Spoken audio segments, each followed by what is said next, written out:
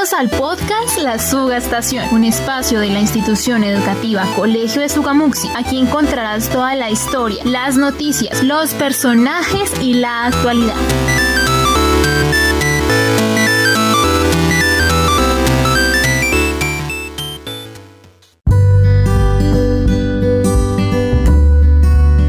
Seguimos trabajando en esta época de pandemia, mejorando y aprendiendo cada día más. Es un placer acompañarlos en este episodio número 9 del podcast La Sugastación. Los acompañan Paula Marcela López Cárdenas del grado 11A y mi compañero Cristian Rivera del grado 11A. El Suga Personaje.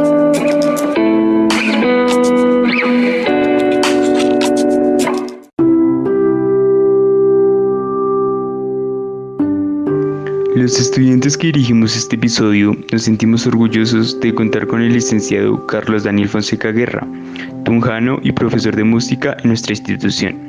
Le expresamos una cordial bienvenida y nuestro deseo por saber dónde, cuándo y cómo nace este gusto por la música.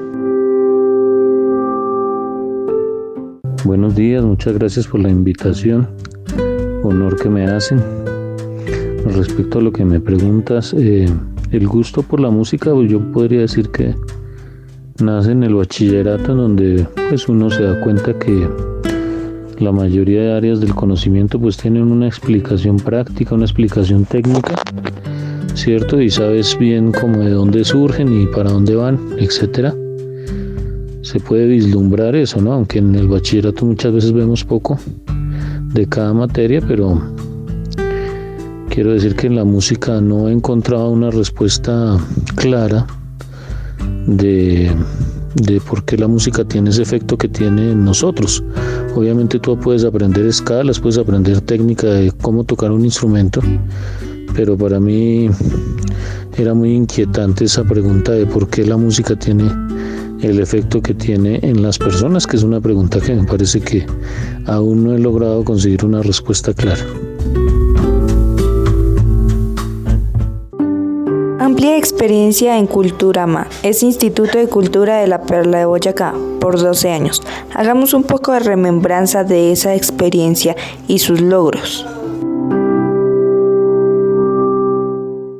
Pues de Culturama fue una experiencia muy bonita, fueron 10 años, en donde digamos para mí es una revelación darse cuenta que la música pues también es un factor muy importante para construir tejido social, pues porque digamos la sacamos un poquito a veces de ese sector preferencial donde pues solo algunos se acercan, digamos, de un poquito de una manera privilegiada, de pronto no porque tengan o no los medios, sino simplemente porque tienen acceso a estos estudios de música, de cultura. Pero entonces digamos que en Culturama logramos hacerla asequible a una mayor población. Entonces realmente fue una experiencia muy bonita porque pues digamos chicos que son como del común, haciendo sus conciertos, tocando conciertos para violín pues ya bastante reconocidos, participando en concursos, y todo esto pues es una experiencia muy enriquecedora para cualquier muchacho. Entonces en ese sentido sí, Culturama de verdad que fue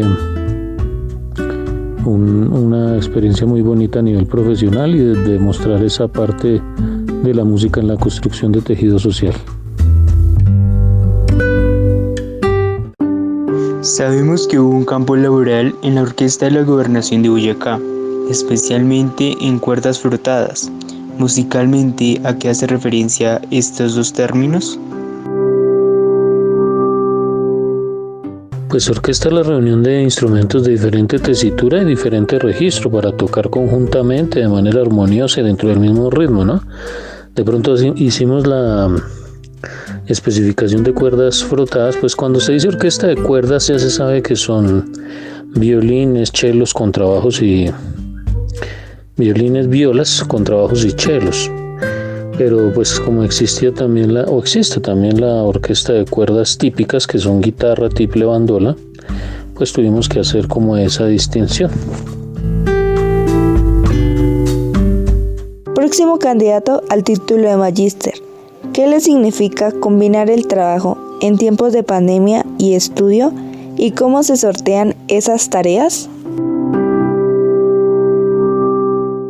Pues la verdad que es bastante exigente, sí, eso mismo quisiera saber yo cómo hace uno para hacer tantas cosas, pero bueno, realmente es muy motivador porque se aprenden cosas muy interesantes, muy necesarias para mi desempeño profesional, entonces realmente es muy enriquecedor, muy exigente, pero a la vez también muy motivador y muy enriquecedor. 4 años formando parte de la familia sugamuchista, trabajo arduo con la Sinfónica de esta prestigiosa institución. De hecho, usted fue su fundador. ¿Cuál es la mayor satisfacción de este ejercicio en la pedagogía de la música? Bueno, pues realmente sí tengo que confesar que el ejercicio de armar una orquesta sinfónica es bastante arduo, y cuando llegué teníamos todo el apoyo de la Secretaría de Cultura del municipio, pero bueno, hemos tenido como diferentes inconvenientes, entonces sí estamos tratando, realmente es un trabajo que toma tiempo. Sí, llevamos 4 años, pero bueno, la pandemia también nos mermó el trabajo porque no pudimos seguir reuniéndonos, apenas estamos retomando. Y sí, desde la señora rectora se tenía esa intención clara, y pues por mi hoja de vida también se tenía claro que la intención era armar este conjunto instrumental en el colegio para que los chicos tengan esa oportunidad de tener esa formación integral. Y por ahora estamos como consiguiendo el instrumental completo, y sí, la idea es de verdad llegar a tener un proceso completo que pues hasta el momento nos ha dado muy buenos frutos. Hemos participado en concursos, de pronto, por ejemplo, dentro de este proceso de formación musical, en concursos de canto que han ganado también los chicos del Colegio Sugamuxi.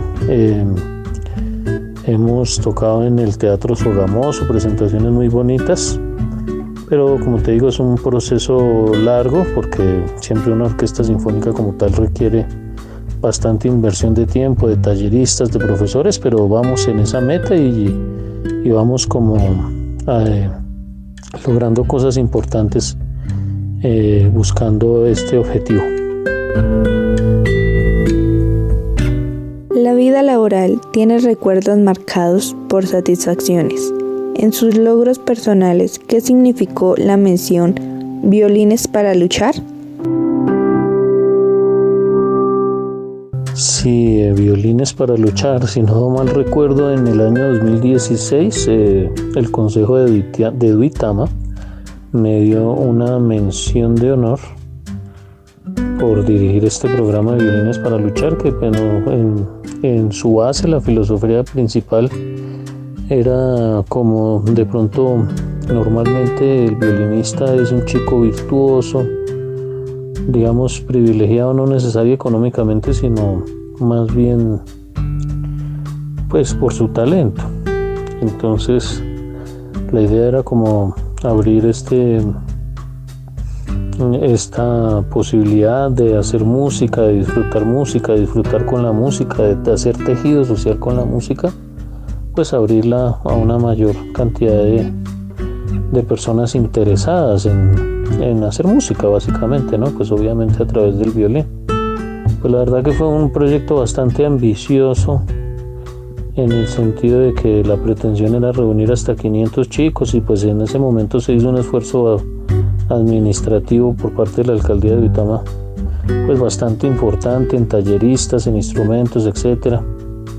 Pero pues realmente, como lo acabo de mencionar, es un esfuerzo bastante grande, entonces el programa no duró mucho tiempo, pues sí tuvo muy buenos resultados, pero administrativamente era bastante pesado, entonces pues digamos que se mantuvo lo más que se pudo, pero bueno, la experiencia sí fue muy bonita en esa búsqueda de construir tejido social principalmente. Bueno, pues les agradezco mucho la invitación y realmente agradecer a la profe Sarita del Colegio Sugamuxi, a ustedes chicos, muchísimas gracias, al podcast de la Suga Estación, muchísimas gracias por esta invitación tan bonita.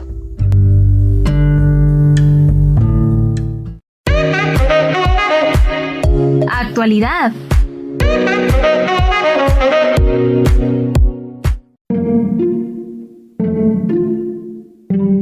En la sección de actualidad hoy contamos con el exalumno y economista Héctor Sebastián Alarcón, quien nos hablará un poco más de este tema.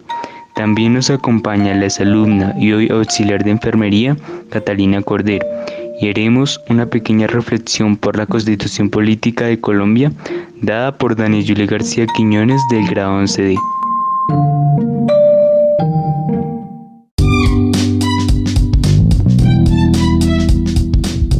Buenos días, mi nombre es Héctor Sebastián Alarcón y soy egresado del Colegio Sugamuxi de la promoción del año 2008 y soy también economista y politólogo. Quisiera agradecer la oportunidad que me brinda el grupo de trabajo de podcast La Subestación para poder compartir con ustedes algunas reflexiones e ideas.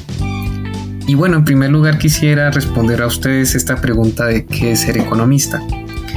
Desde mi perspectiva, un economista es ante todo un científico social. Un economista puede ser después también un profesional multidisciplinario, interdisciplinario, dedicado a diferentes áreas.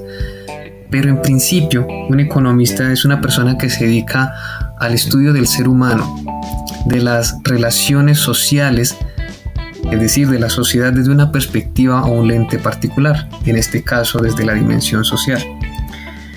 Esto significa que los economistas tratamos de entender cómo los seres humanos producimos, administramos y distribuimos recursos escasos. Con recursos escasos me refiero a los bienes de la naturaleza y aquellos bienes que también producimos, que no se encuentran en cantidades ilimitadas, sino que precisamente los tenemos de manera finita. Y pues en este sentido tenemos que encontrar alguna forma para poder distribuirlos en sociedad. Esta es un poco una definición de diccionario, un poco una definición canónica de a qué se dedica el economista y qué es la economía. Y pues en general un economista puede tener diferentes facetas. Al menos encuentro 3 espacios en los cuales un economista puede trabajar. El primero es el sector público. Por ejemplo, los economistas trabajan en el área económica del gobierno, en el Ministerio de Hacienda, en el Banco de la República, que es el Banco Central de Colombia y que trabaja o se dedica al manejo de la política monetaria del país, o a la planeación en el Departamento Nacional de Planeación, en la planeación de política pública. Pero también pues el economista puede trabajar en otras áreas de política pública como educación, salud, comunicaciones, minas y energía, vivienda. Esto desde el sector público. En el sector privado el economista pues puede dedicarse a las finanzas, por ejemplo, especializarse en finanzas y trabajar en el sector bancario o en el sector financiero de las empresas privadas. Y finalmente pues el economista puede dedicarse a la academia, puede dedicarse a investigación y docencia, es decir, a realizar estudios desde la perspectiva económica ya en las universidades o en los centros de pensamiento para aportar desde esa perspectiva o desde ese espacio al desarrollo de política pública y a entender cómo podemos administrar mejor los recursos en cada una de estas áreas, pero ya desde las universidades o desde los centros de pensamiento y también pues dedicado a la docencia. En mi caso pues desde el colegio la proyección para ser economista se dio gracias a que pues tuve muy buenos profesores de ciencias sociales, de matemáticas y en general de todas las áreas, pero pues en estas 2 áreas que son ciencias sociales y matemáticas pues encontré que podía tal vez combinar las dos áreas en la economía, tratar de entender desde una perspectiva muy formal, matemática si se quiere, estos procesos de interacción sociales que tenemos en la economía y también de hecho en la ciencia política. En mi caso he tenido la oportunidad de trabajar en la academia, en la docencia. He sido pues profesor en mi universidad y también me he dedicado a trabajar como asistente de investigación También tuve la oportunidad de trabajar como parte del equipo de trabajo de abogacía de la competencia en la Superintendencia de Industria y Comercio, es decir, en la defensa del derecho a la libre competencia. Y en la actualidad pues estoy haciendo un doctorado, esta vez el doctorado es en ciencia política, con el objetivo de combinar y de entender mejor la interacción entre economía y política, la economía política si se quiere, de cómo las interacciones políticas también afectan cómo al final distribuimos estos recursos escasos y cómo la dimensión política de la sociedad tiene un efecto importantísimo y definitivo sobre cómo terminamos distribuyendo estos recursos escasos en la sociedad y cómo tomamos estas decisiones económicas. Entonces, en mi experiencia como economista, pues puedo decir que la economía es una herramienta valiosísima, brinda unos lentes valiosísimos para poder entender la sociedad, entender la realidad social y con esto trabajar para producir tal vez nuevas perspectivas, nuevas teorías, nuevos enfoques teóricos o producir diferentes políticas públicas que pueden ser benéficas para la sociedad. Y creo que esto es lo más importante del economista, esta perspectiva que le brinda a las personas para poder pensar de una manera distinta a la sociedad y siempre creo desde una perspectiva interdisciplinaria.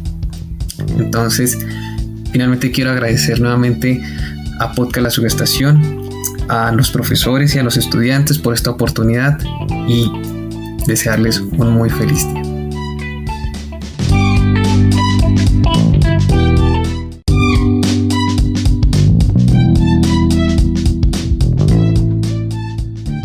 Cordial saludo, mi nombre es Catalina Cordero, egresada del Colegio Sugamuxi en el año 2018 y exintegrante del grupo Apocalipsis, del cual pues hice parte aproximadamente del número de 10 años y orgullosamente sugamuxista.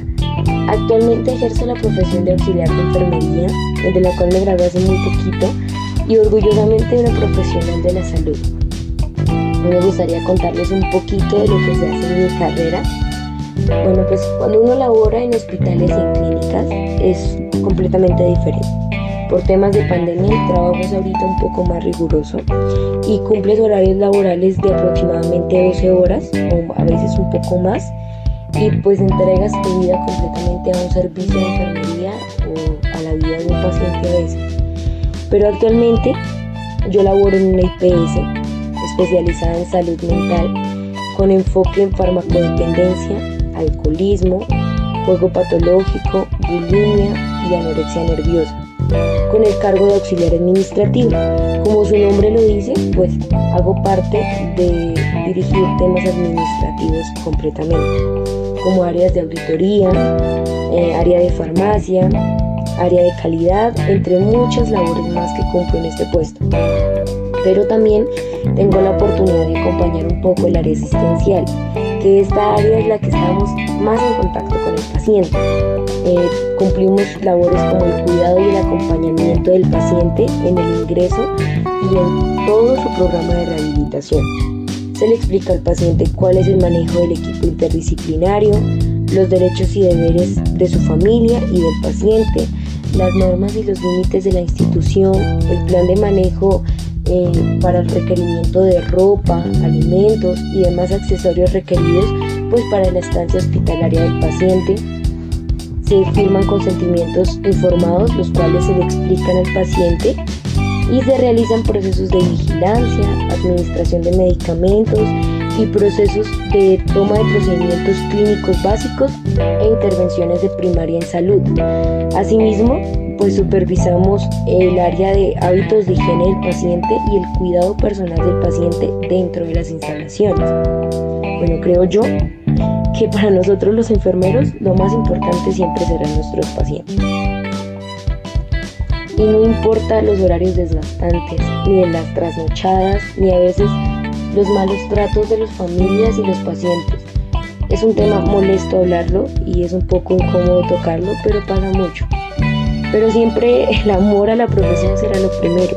Así que, sin más que decir, a todos aquellos que son auxiliares de enfermería, padres de familia, compañeros egresados que me escuchan y muchachos que quieren ejercer la profesión, de colega a colega, mis más sinceras felicitaciones.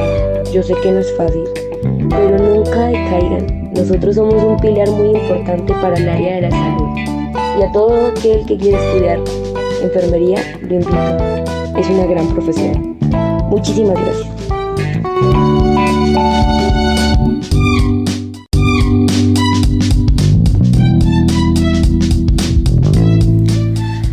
Un cordial saludo para el equipo de la subestación y para todos los oyentes del podcast. En esta oportunidad quiero hacer una reflexión acerca del documento que cambió la historia de Colombia. Este año nuestra Constitución cumple 30 años de ser redactada. Para ese entonces muchos de nosotros aún no habíamos nacido. La Constitución surge a partir del inconformismo de un grupo de estudiantes universitarios pertenecientes tanto a universidades públicas como privadas. Esa lucha estudiantil dio pie a la creación de la Asamblea Nacional Constituyente. A raíz de un acuerdo, se logró que la mayor parte de grupos sociales del país estuvieran representados en la redacción del documento, para conseguir pluralidad. De tal manera que participaron indígenas, cristianos, sindicalistas, etnias, representantes de grupos alzados en armas, jóvenes, entre otros. Es de resaltar que la Constitución surge a partir de un estallido social similar al que vive el país actualmente. La Constitución está conformada por 13 títulos, 380 artículos y 67 artículos transitorios. Todos ellos consagran los deberes y derechos a partir de los cuales nosotros como ciudadanos nos regimos hoy y a partir de los cuales también se rige el Estado colombiano en general. Gabriel García Márquez, nuestro Nobel de Literatura, ayudó a corregir y revisar la gramática de la Constitución en su texto original. La Constitución se gestó en los años 1990 y 1991 y para ello contó con más de 100 propuestas de reformas a la Constitución existente en ese momento y además se redactó en máquina de escribir, puesto que aún no se había dado la revolución tecnológica. El trabajo de redactar la Constitución demandó del aporte de muchos y la entrega total de los constituyentes, por lo que durante 5 meses hubo un vacío de poder, pero para contrarrestar ese vacío se nombró una comisión conocida como el Congresito, que asumió el control político del país en tanto se redactaba el nuevo texto de la Constitución. A la Constitución debemos importantes avances sociales, como la creación de la figura de acción de tutela, la creación de instituciones como la Fiscalía General de la Nación y la Corte Constitucional, la libertad de culto y la democracia participativa, por nombrar algunos. Con la Constitución, algunos representantes de grupos alzados en armas, como Navarro Wolf, hicieron la transición definitiva de las armas a la vida política. La Constitución colombiana es una constitución completa, justa y consagra todo lo fundamental para el desarrollo de un país. Incluso para algunos es la constitución más progresista, pero la realidad es que aún falta cumplirla a cabalidad. Aunque la Constitución consagra un sinnúmero de derechos y obligaciones, al país le falta mucho para poner realmente en práctica lo que en ella se contempla. La Constitución es la columna vertebral de un Estado social de derecho, de ahí surge su importancia. Es por ello que al cumplimiento de 30 años de nuestra Constitución y en el panorama social que vivimos, invito a mis compañeros estudiantes y a todos los oyentes a leer, analizar y reflexionar los contenidos de la Constitución que nos rige, a desarrollar un pensamiento crítico y una reflexión de nuestra sociedad y de nuestro actuar cotidiano, porque todos nosotros, y gracias a la Carta Magna, tenemos el poder de propiciar y generar los cambios que nuestro país necesita. Despido agradeciendo al equipo del podcast y invitando nuevamente a todos los oyentes a leer y reflexionar nuestra Constitución.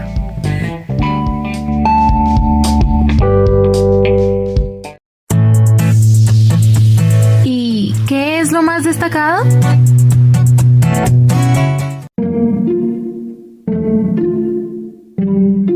Las notas más destacadas aquí en esta ocasión son: saludo de condolencia, 4 de julio, Día Mundial de los Delfines en Cautiverio, 7 de julio, Día Internacional de la Conservación del Suelo, y apreciación de una madre de familia sobre las clases presenciales.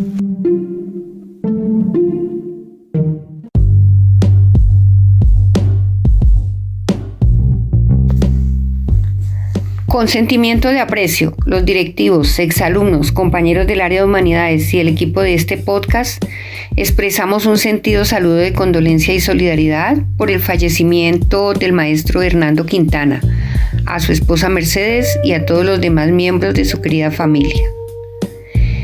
El maestro ha dejado una huella imborrable en quienes le conocimos y compartimos. Será recordado por sus inmensas cualidades y calidades humanas, lo mismo que por su profesionalismo, como también los valiosos aportes realizados a la institución educativa Sugamuxi por más de 3 décadas. Paz en su tumba.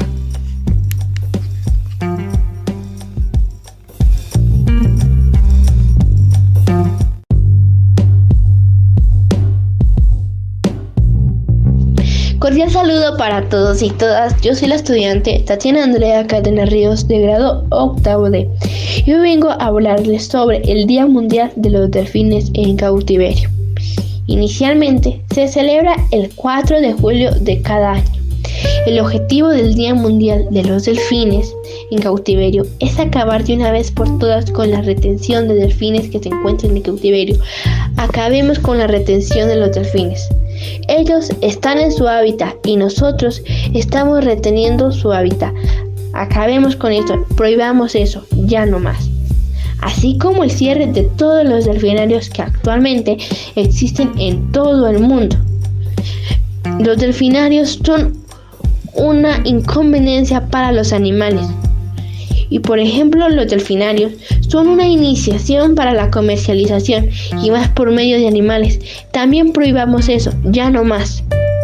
Así también como las cualidades que tienen ellos, que son muy importantes.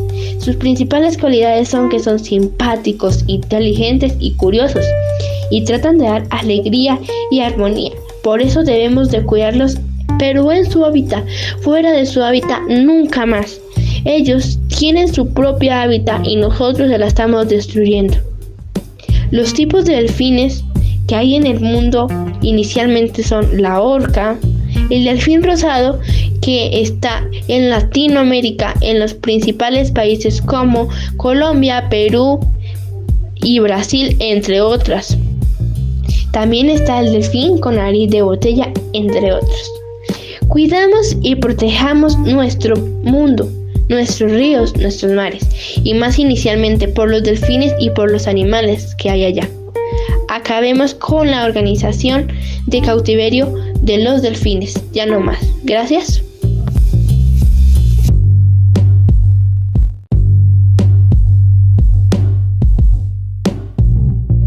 Cordial saludo, yo soy la docente Blanca Yaña Acuña, directora del grado 5º de la sede Monquirá.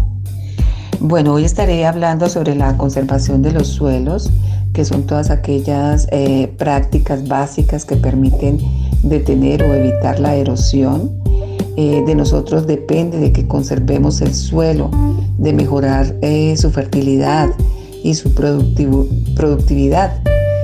Bueno, hoy pues en el Día Nacional de la Conservación de los Suelos debemos recordar la importancia de este elemento, ya que el suelo es el soporte físico de la vida, pues es la fuente de nutrición de las plantas, pues en el suelo se desarrolla y se representa el hábitat de todos nuestros alimentos, también todo lo que son las bacterias, los animales necesitan del suelo.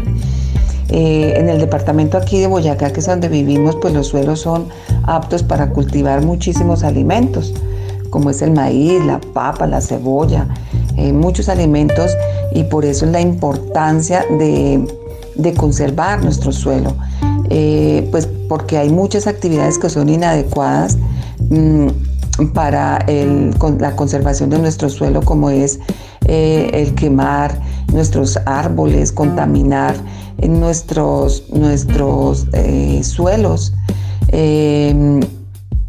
Por ejemplo, hay muchas prácticas agrícolas irresponsables que generan muchos problemas. que afectan pues la sostenibilidad de nuestros ecosistemas y pues limitan el uso eficiente de los suelos. Pues la invitación que yo les hago a todos es el cuidar nuestros suelos, aplicar normas de conservación, manejar muy bien el riego, manejar mucho las prácticas que hacemos del cultivo, pues se deben de evitar las quemas, el arredo total de nuestros árboles. Se debe sembrar muchos árboles y debemos de evitar la deforestación. Entonces la invitación es a cuidar nuestros suelos. De nuestros suelos depende nuestra vida, de nuestros suelos depende todo lo que es la parte de vida de nuestros animales, de nuestros cultivos. Entonces la invitación de hoy es de conservar los suelos. Entonces muchas gracias y por favor cuidemos nuestros suelos, desde el preescolar hasta el grado 11, nosotros, los adultos, todos debemos conservar nuestros suelos para tener pues una mejor fertilidad y una mejor conservación del suelo. Muchas gracias.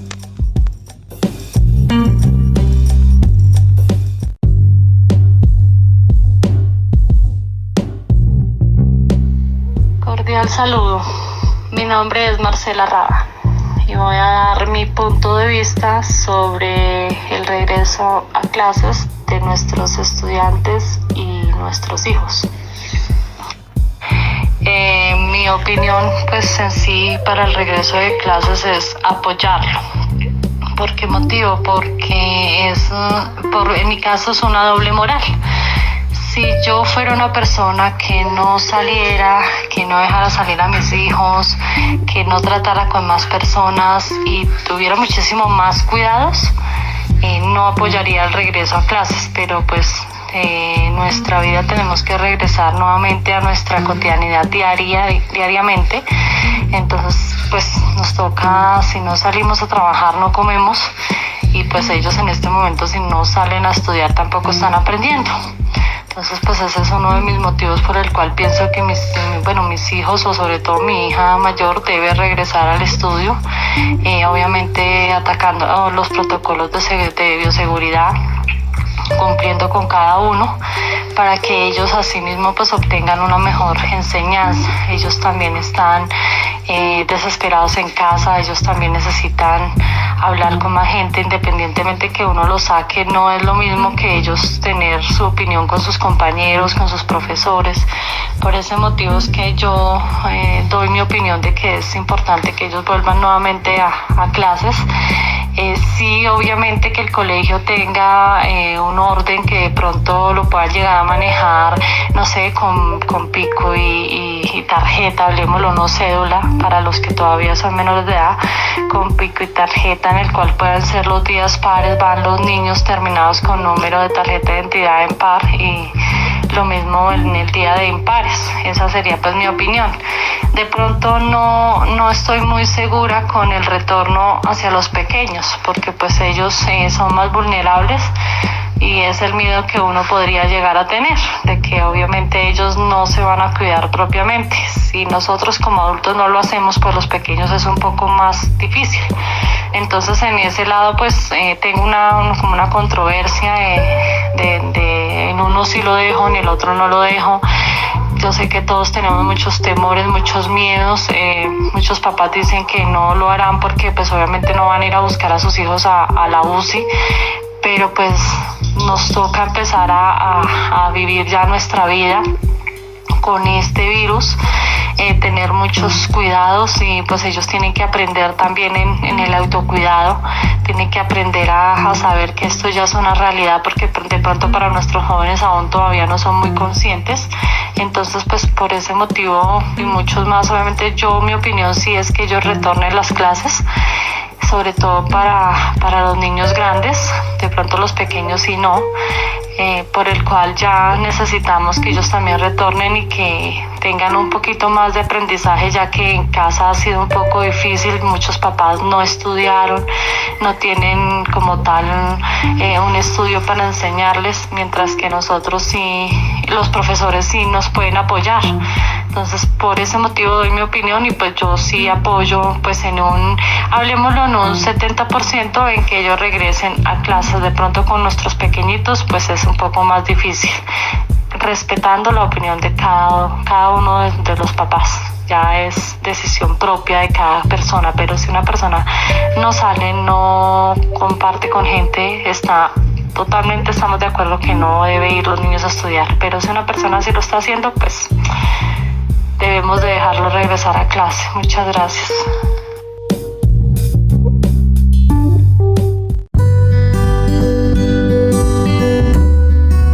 Hola a todos, gracias por escucharnos. Hemos llegado al final del episodio número 9. Continuamos trabajando.